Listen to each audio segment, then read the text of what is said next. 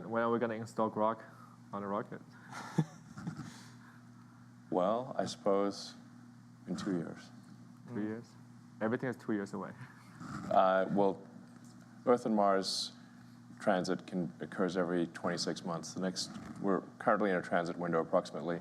The next one would be November of next year, roughly, end of next year.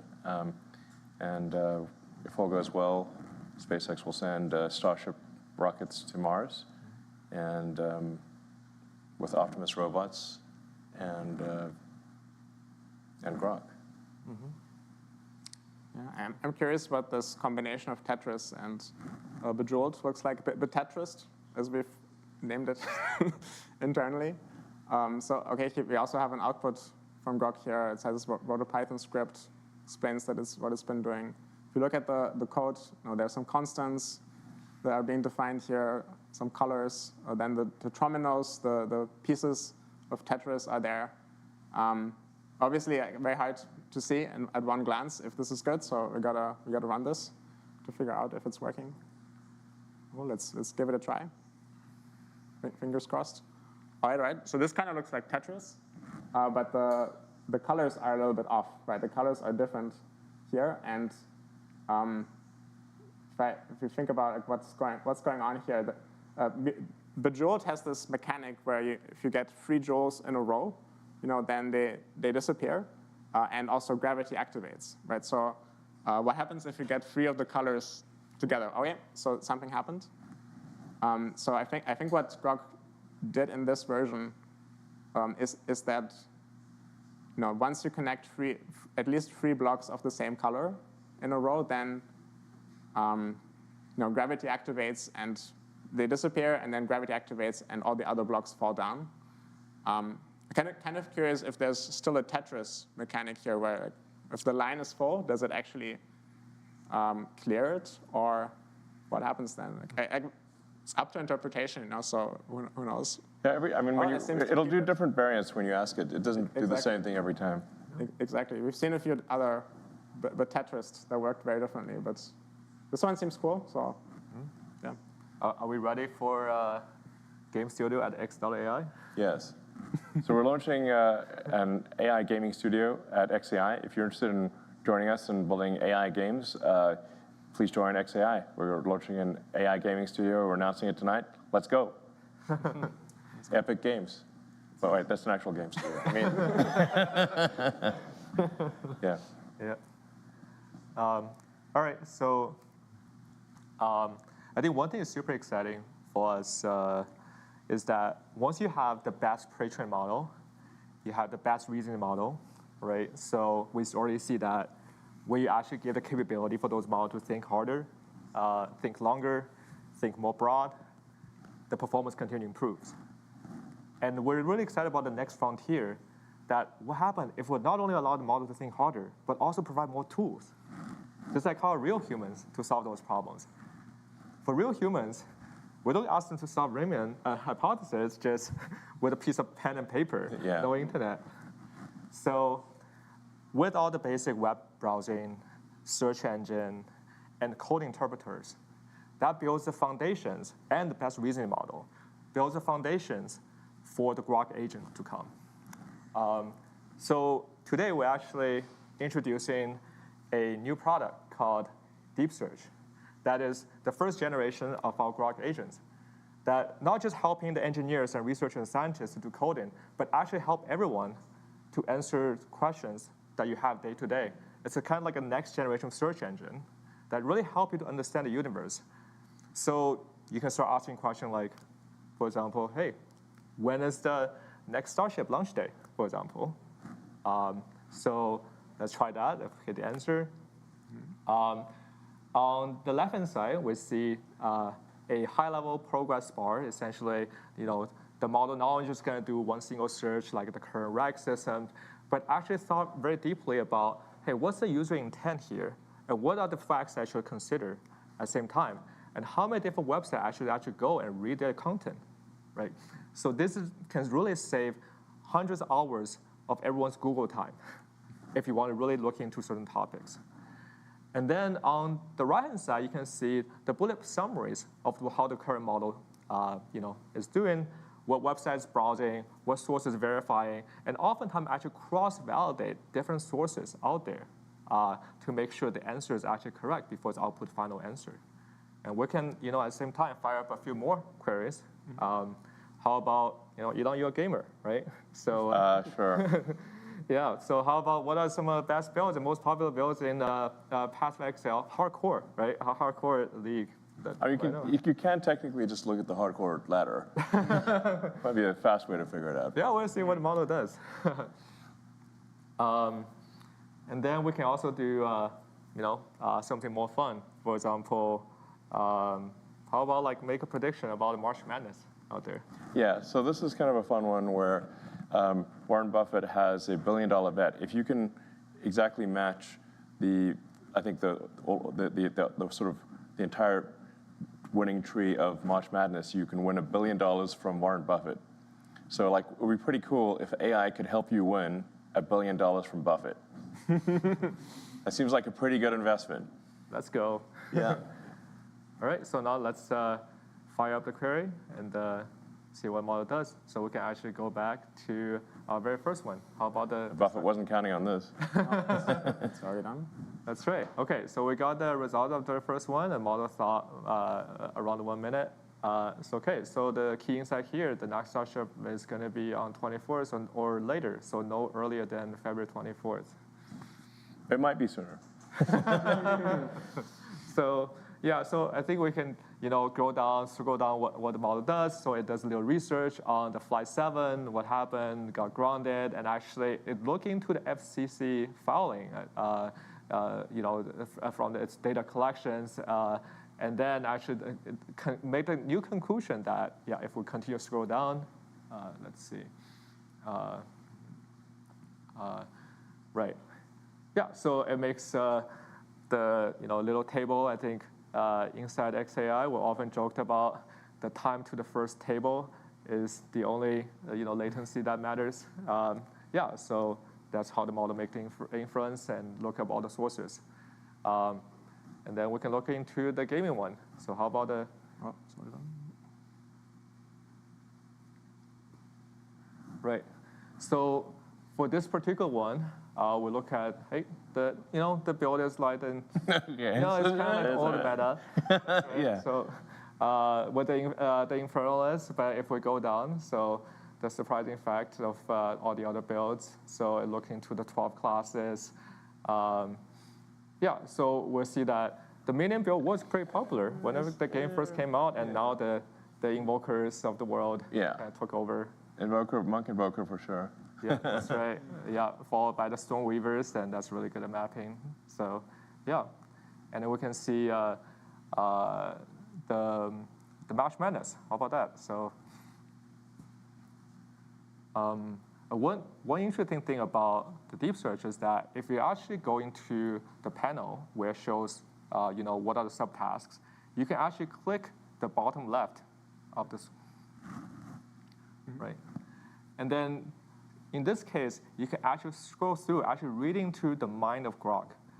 What informations does the model actually think about are trustworthy, what are not? How does it actually cross-validate different information sources? So that makes the entire search experience and information retrieval process a lot more transparent to our users. And this is much more powerful than any search engine out there. You can literally just tell it, only use sources from X, and it will try to respect that. Yeah. And so it's much more steerable, much more intelligent than...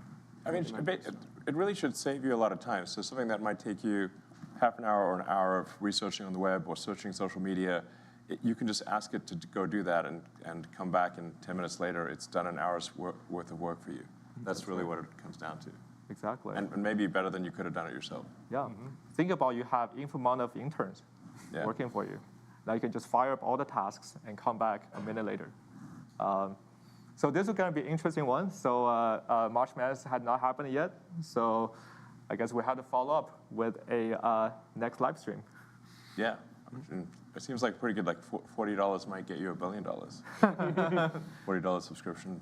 That's right. I mean, my word. So yeah. So when are the users gonna have their hands on Grok 3. Yeah, so the good news is we've been working tirelessly to actually release all of these features that we've shown you, the Grok 3 base model with amazing chat capabilities that's really useful, that's really interesting to talk to, the deep search, the advanced reasoning mode, all of these things. We want to roll them out to you today, starting with the Premium Plus subscribers on X. So it's the first group that will initially get access. Make sure to update your X app if you want to see all of the advanced capabilities, because we just released the update now as we're talking here. Yeah, if you're interested in getting early access to Grok, then sign up for Premium Plus. And also, we're announcing that we're starting a separate subscription for Grok that we call Super Grok, for those real Grok fans that want the most advanced capabilities and the earliest access to new features. So feel free to check that out as well. This is for the dedicated Grok app and for the website. Exactly. Grok website. So our new website is called Grok.com. Yeah. And you'll also You'd find... never guess. Yeah, you'd never guess. And you can also find our Grok app in the iOS App Store. And that gives you like a more even more polished experience that's totally Grok focused. If you want to have Grok easily available, one tap away. Yeah, and the version on Grok.com on on a web browser is going to be the latest and most advanced version, because obviously it takes us a while to get something into an app and then get it approved by the App Store. So and then if something's in a phone format, there's limitations of what you can do. So the most powerful version of Grok and the latest version will be the web version at Grok.com. Yeah. So watch out for the name Grok 3 in the app. Dead giveaway. Yeah, exactly. That's the giveaway that you have Grok 3. And if it says Grok 2, then Grok 3 hasn't quite arrived for yet, but we're working hard to roll this out today, and then to even more people over the coming days. Yeah, make sure you update your phone app too, where you're actually going to get all the tools we showcased today with the thinking mode, with the deep search. So yeah, really looking forward to all the feedbacks you have. Yeah, and I think we should emphasize that this is kind of a beta, meaning that you should expect some imperfections at first, but we will improve it rapidly almost every day. In fact, every day I think it'll get better. So if you want a more polished version, I'd maybe wait a week, but expect improvements literally every day. And then we're also going to be providing a voice interaction, so you can have conversational. In fact, I was trying it earlier today, and it's working pretty well, but needs a bit more polish. The sort of way where you can just literally talk to it like you're talking to a person. That's awesome. It's actually, I think, one of the best experiences of Grok. But that's probably about a week away. Yeah. So with that said, cool. I think we might have some audience questions. Sure. Yeah. Today. All right. So let's take a look. Yeah, let's take a look. The audience from the X platform. Yeah. Cool. So the first question here is, when Grok Voice Assistant? When is it coming out? Yeah, as soon as possible, just like Elon said, just a little bit of polishing away from being released to everybody. Obviously, it's going to be released in an early form, and we're going to rapidly iterate on that. Yep. And the next question is when will Grok 3 be in the API? So this is coming in the Grok 3 API with both the reasoning models and deep search is coming your way in the coming weeks. We're actually very excited about the enterprise use cases of all these additional tools that now Grok has access to, and how the test time compute and tool use can actually really accelerate all the business use cases. Another one is, will voice mode be native or text-to-speech? So I think that means, is it going to be one model that is understanding what you say and then talking back to you, or is it going to be some system that has text-to-speech inside of it? And the good news is it's going to be one model, like a variant of Grok 3 that we're going to release, which basically understands what you're saying and then generates the audio directly from that. So very much like Grok 3 generates text, that model generates audio. And that has a bunch of advantages. I was talking to it earlier today, and it said, "Hi, Igor," reading my name probably from some text that it had. And I said, "No, my name is Igor." And it remembered that. So it could continue to say Igor, just like a human would. And you can't achieve that with text-to-speech. So, yeah. So, here's a question for you. Pretty spicy, Elon. Is Grok a boy or a girl? And are they single? Grok is whatever you want it to be. Yeah. Yeah. Are they single? Yes. All right. The shop is open. So Honestly, people are going to fall in love with Grok. It's like 1,000% probable. yeah. The next question, will Grok be able to transcribe audio into text? Yes. So we'll have this capability in both the app and also the API. We found that's like, Grok should just be your personal assistant looking over your shoulder, right? And follow you along the way, learn everything you have learned, and really help you to understand the world better, become smarter every day. Yeah, I mean, the voice mode of Grok isn't simply, it's not just voice to text. It understands like tone, inflection, pacing, everything. It's wild. I mean, it's like talking to a person. Okay.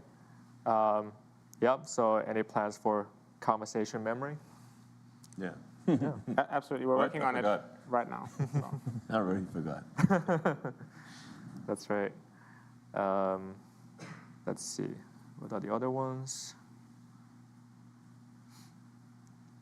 So what about the DM features, right? So if you have personalizations and if you have, Grok remembers your previous interactions. Yes. Should it be one Grok or multiple different Groks? It's up to you. You can have one Grok or many Groks. Yep. I suspect people will probably have more than one. Yeah, I want to have a Dr. Grok. Yeah. The Grok doc. That's right. All right. Cool. So in the past, we've open sourced Grok 1. Right? So somebody's asking us, are we going to do it again with Grok 2? Yeah, I think once Grok, our general approach is that we will open source the last version when the next version is fully out. So like when Grok 3 is mature and stable, which is probably within a few months, then we'll open source Grok 2. Okay, so we probably have time for one last question. What was the most difficult part about working on this project? I assume Grok 3, and what are you most excited about? So I think me looking back, getting the whole model training on the 100K H100 coherently, that's almost like battling against the final boss of the universe, the entropy. Because at any given time, you can have a cosmic ray that beaming down and flip a bit in your transistor. And now the entire gradient update, if it's fit Mantissa bit, the entire gradient update is out of whack. And now you have 100,000 of those, and you have to orchestrate them every time, at any given time, any of the GPUs can go down. And yeah. I mean, it's worth breaking down, like, how were we able to get the world's most powerful training cluster operational within 122 days? Because we started off, we actually weren't intending to do a data center ourselves. We were going to just, we went to the data center providers and said, how long would it take to have 100,000 GPUs operating coherently in a single location? And we got timeframes from 18 to 24 months. So we're like, well, 18 to 24 months, that means losing is a certainty. So the only option was to do it ourselves. So then if you break down the problem, I guess I'm doing like reasoning here, but like, makes you think. Yeah. One single chain though. Yeah, exactly. So, well, we needed a building. We can't build a building, so we must use an existing building. So we looked for basically for factories that had been abandoned, but the factory was in good shape, like the company had gone bankrupt or something. So we found an Electrolux factory in Memphis. That's why it's in Memphis, home of Elvis, and also one of the oldest. I think it was the capital of ancient Egypt. And it was actually a very nice factory that, I don't know, for whatever reason, that Electrolux had left. So that gave us shelter for the computers. Then we needed power. We needed at least 120 megawatts at first, but the building only had 15 megawatts. And ultimately, for 200,000 GPUs, we needed a quarter gigawatt. So we initially leased a whole bunch of generators. So we have generators on one side of the building, just one trailer after trailer of generators, until we can get the utility power to come in. But then we also need cooling. So on the other side of the building, it was just trailer after trailer of cooling. So we leased about a quarter of the mobile cooling capacity of the United States on the other side of the building. Then we needed to get the GPUs all installed, and they're all liquid cooled. So in order to achieve the density necessary, this is a liquid cooled system. So we had to get all the plumbing for the liquid cooling. Nobody had ever done a liquid cooling data center at scale. So this was an incredibly dedicated effort by a very talented team to achieve that outcome. I may think, now it's going to work. Nope. The issue is that the power fluctuations for a GPU cluster are dramatic. So it's like this giant symphony that is taking place. Like imagine having a symphony with 100,000 or 200,000 participants in the symphony, and the whole orchestra will go quiet and loud in 100 milliseconds. And so this caused massive power fluctuations. So then, which then caused the generators to lose their minds, and they weren't expecting this. So to buffer the power, we then used Tesla megapacks to smooth out the power. So the megapacks had to be reprogrammed. So with XAI, working with Tesla, we reprogrammed the megapacks to be able to deal with these dramatic power fluctuations to smooth out the power so that the computers could actually run properly. And that worked. It was quite tricky. And then, but even at that point, you still have to make the computers all communicate effectively. So all the networking had to be solved, and debugging a bazillion network cables, debugging nickel at 4 in the morning. I think we solved it like 4:20 roughly 4:20 a.m. Yes, was when we figured out like there's some. Well, there were a whole bunch of issues. Well, like one there was like a BIOS mismatch. Yeah, exactly. The BIOS was not set up correctly. Yeah. We had to diff our LSPCI outputs between two different machines. One that was working. Yeah. One that was not working. Yeah. Many other things. I mean, yeah, exactly. This would go on for a long time if we actually listed all the things. But it's like interesting. It's not like, oh, we just magically made it happen. You have to break down the problem, just like Grok does for reasoning, into the constituent elements, and then solve each of the constituent elements in order to achieve a coherent training cluster in a period of time that is a small fraction of what anyone else could do it in. And then once the training cluster was up and running and we could use it, we had to make sure that it actually stays healthy throughout, which is its own giant challenge. And then we had to get every single detail of the training right in order to get a Grok-free level model, which is actually really, really hard. So we don't know if there are any other models out there that have Grok-free's capabilities, but whoever trains a model better than Grok-free has to be extremely good at the science of deep learning at every aspect of the engineering. So it's not so easy to pull this off. And this is now going to be the last cluster we built and last model we train. Oh yeah, we've already started work on the next cluster, which will be about 5 times the power. So instead of a quarter gigawatt, roughly 1.2 gigawatts. Maybe what's the Back to the Future was? What's the power on there's like the Back to the Future car? Anyway, the Back to the Future power car. It's like roughly in that order, I think.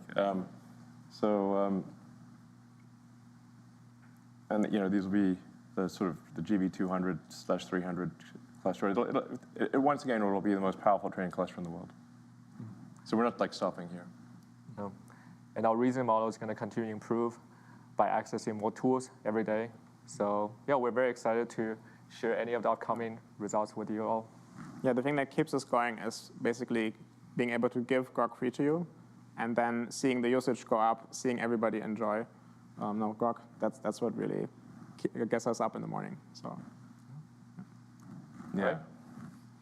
Yeah, thanks for tuning in. Awesome. Everyone. Thanks, guys. Yeah. Hey, Grok, what's up? Can you hear me? I'm so excited to finally meet you. I can't wait to chat and learn more about each other. I'll talk to you soon.